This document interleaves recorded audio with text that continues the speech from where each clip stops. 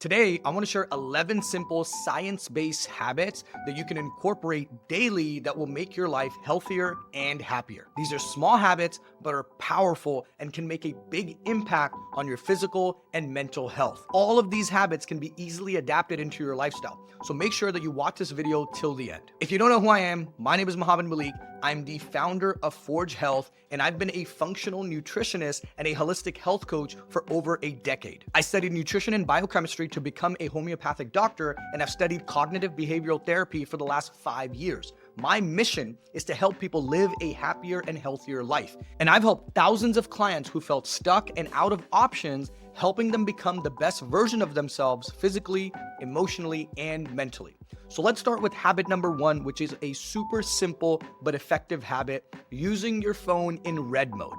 At night, the blue light from screens suppresses melatonin production, which is your body's natural sleep hormone. Studies show that even short exposure to blue light can delay melatonin release for up to 90 minutes. That's why I switch my phone to red mode a few hours before bed. It reduces the impact of blue light and helps me maintain my circadian rhythm so I can actually fall asleep on time. I also use a program called Flux on my computer, which adjusts the screen light based on the time of the day, making it warmer as it gets closer to bedtime. If you're not sure how to set this up, don't worry. I'll drop the tutorials in the description for both iOS and Android. Trust me, this small change can make a huge difference in your sleep quality, which will have a significant impact in your physical and mental health. Habit number 2 is magnesium intake. Magnesium is hands down one of the most underrated nutrients that's out there. It's involved in over 3,000 biochemical reactions inside of your body. Things like regulating muscle function, improving sleep, reducing stress, and lowering inflammation. But here's the thing, studies show that around 50% of people in the US don't get enough magnesium from their diet. That's crazy. I've seen the difference that magnesium makes for both myself and my clients. A study published in the Journal of Research in Medical Sciences found that magnesium supplementation significantly improves sleep in older adults. It also helps with things like muscle recovery and reducing cortisol levels, which is your body's primary stress hormone. So here's how I take magnesium. In the morning, I use magnesium glycinate, which is great for reducing inflammation and lowering stress without making you drowsy. At night, I switch to magnesium citrate because it helps me relax my muscles and support better sleep. For my brain health, I also include magnesium threonate, which has been shown in studies to improve cognitive function. I usually take around 800 to 1,000 milligrams a day, split between morning, afternoon, and evening. It's easy to incorporate, and you can grab high-quality supplements online. I'll share the link to the ones that I use. I'm not an affiliate of these products. I just use them because I like them. Habit number 3 is no caffeine after 2 p.m. This one was a game changer for me. And I've been a caffeine junkie where I was having 300 to 400 milligrams of caffeine per day. It turns out caffeine stays in your system for up to 6 to 8 hours. And it doesn't just affect how fast you fall asleep, it also reduces the quality of your deep sleep. Research published in the Journal of Clinical Sleep Medicine found that caffeine consumed even 6 hours before bed can reduce the total sleep time by more than an hour. And that's why I've made it a strict rule to have no caffeine after 2 p.m. So here's how I do it. I don't drink any caffeine for the first 90 minutes after I wake up. This gives my body time to regulate my adenosine, the chemical that makes you feel sleepy. In the morning, I stick to 1 cup of regular coffee every single day, which is about 100 to 120 milligrams of caffeine. If I need an extra boost, I will use a caffeine mint, which is 40 milligrams each, but I always make sure to get my caffeine fix before 2 p.m. If you're someone who relies on caffeine throughout the day, I challenge you to try this. Not only will your sleep improve, but you'll also feel more energized and less jittery overall. Sleep is a pillar of your health. And if you want to be fitter, you want to be stronger, you want to be smarter, you want to be sexier, literally this one habit makes all the difference. Habit number 4, eat until you're 80% full. Most people don't realize it, but it takes about 20 minutes for your brain to catch up with your stomach. That's because of hormones like leptin and ghrelin, which signal hunger and fullness. By eating until you're about 80% full, you give your body time to process and avoid overeating. So here's the science. A study in the Appetite Journal Journal found that practicing mindful eating, like stopping before you feel stuffed, can reduce calorie intake by up to 22% while increasing overall satisfaction in your meals. But this habit isn't just about releasing weight. It's about self-awareness. Most of us rush through our meals. We scarf down our food while we scroll or we multitask. By stopping at 80% fullness, you're forced to slow down. You're forced to check in with yourself and really listen to your body. And to practice this, eat slowly. Put your fork down between your bites. Check in with yourself halfway through the meal. Are you still hungry, or are you just eating out of habit because your mom told you to finish everything that's on your plate? Stop when you feel satisfied, not when you feel stuffed. This one habit helps you not only control your portion sizes, but it also helps you create awareness and mindfulness that spills over in other areas of your life. Habit number 5, eat protein at every meal.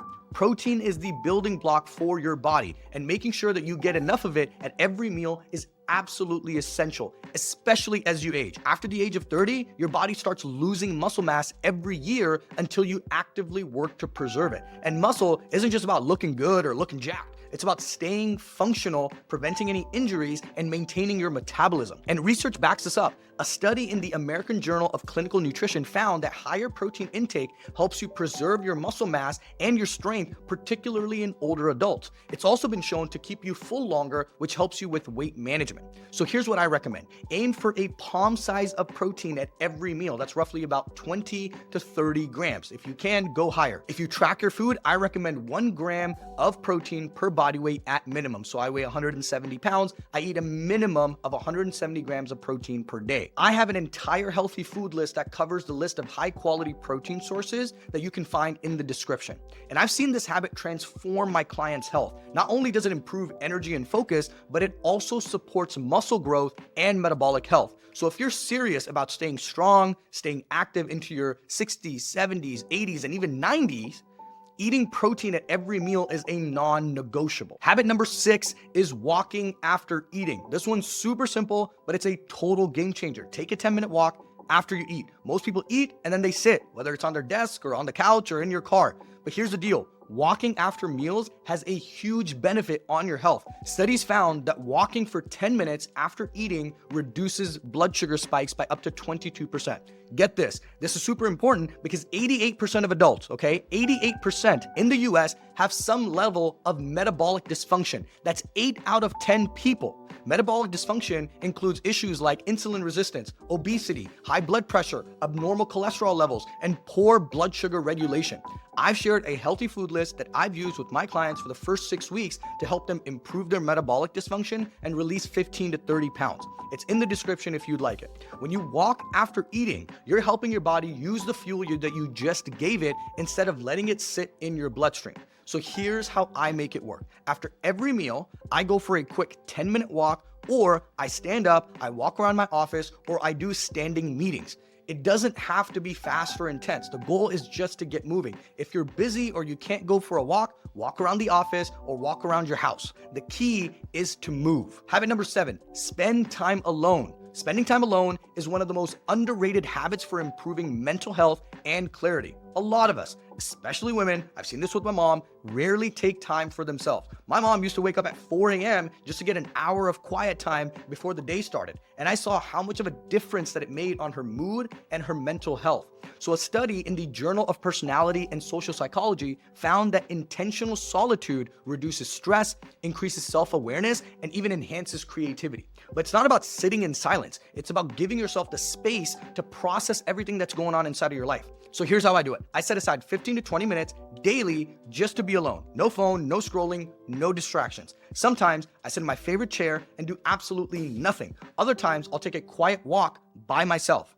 Life is busy, and if you're always on the go, your brain never gets a break. Spending even a little time alone helps you reset and approach the rest of your day and your life with a clear and calmer mindset. Habit number 8 is consistent sleep. Sleep is one of the biggest game changers for your health. And here's the thing, it's not just about how much sleep you get, it's about consistency. Most people are walking around sleep deprived like zombies. They snap at people, they're tired all the time, and they wonder why they can't focus and why their life's a mess. I used to be one of those people. I worked till 9 p.m. and woke up at 3 a.m. and I did that for 3 years. I was depressed, my mental health was horrible, and I was reactive all the time. When you have a consistent sleep schedule where you go to bed and you wake up at the same time every single day or close to it, it regulates your body's circadian rhythm. This means your body knows when to release melatonin to help you sleep and when to wake up naturally. It's not just my opinion, science backs this. Research from the National Sleep Foundation shows that consistent sleep improves energy levels,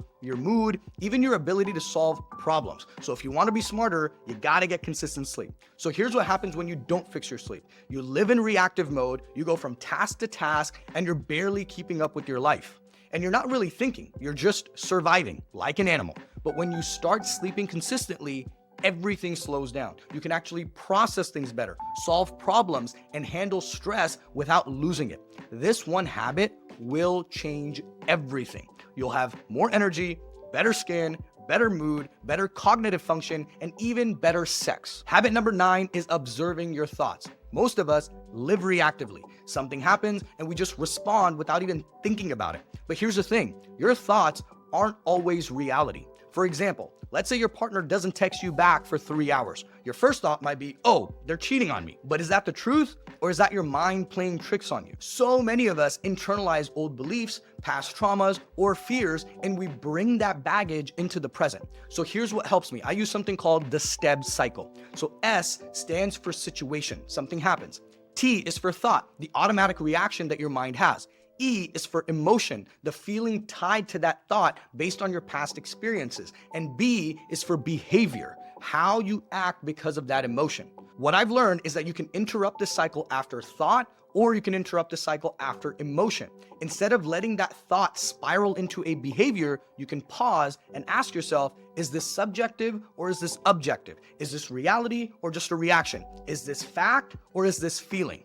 Look, it's okay to feel angry or sad. You're human, but reacting without checking in with yourself is no bueno. So slowing down and observing your thoughts gives you the power to respond instead of reacting. Habit number 10 is get sunlight. Sunlight is one of those habits that people seriously overlook, but it's so important. Most of us are vitamin D deficient, and that impacts everything, your mood, your energy, your hormones, and even your sleep. So here's the science. Sunlight exposure first thing in the morning helps you regulate your circadian rhythm, which is your body's natural internal clock. And a study found that morning sunlight also boosts serotonin levels, which is your happy hormone, by 70%, which helps you improve your mood and sets you up for better sleep later. So here's how I do it. Within the first few hours of waking up, I go outside for at least 10 to 15 minutes.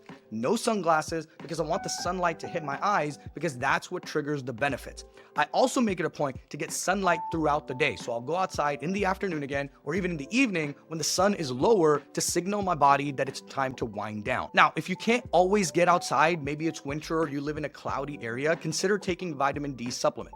I will recommend a vitamin D supplement to everyone. I recommend 5,000 IUs with vitamin K to help with absorption. Habit number 11 is stay hydrated. This is one of the simplest habits that can completely change how you feel every day. Most people are walking around chronically dehydrated. They're tired, they're cranky, and they don't even realize that water is the solution. So here's the science. Even mild dehydration, just 1 to 2% of your body weight, can impair cognitive performance, your mood, and your energy levels. And a review found that proper hydration improves your focus, your physical performance, even your metabolism. So here's what I recommend. Drink half of your body weight in ounces of water every single day. So if you weigh 170 pounds, aim for 85 ounces. What I like to do is something called hyperhydration. I start every morning with 24 ounces of water as soon as I wake up. And throughout the day, I keep water on hand and make it a priority to stay hydrated. This is a very small habit, but it's one that makes a huge difference in your energy, your focus, and your overall well-being. If you're feeling sluggish or if you're feeling tired, before reaching for a coffee or an energy drink, ask yourself, how much water have I had today? Chances are you're not drinking enough.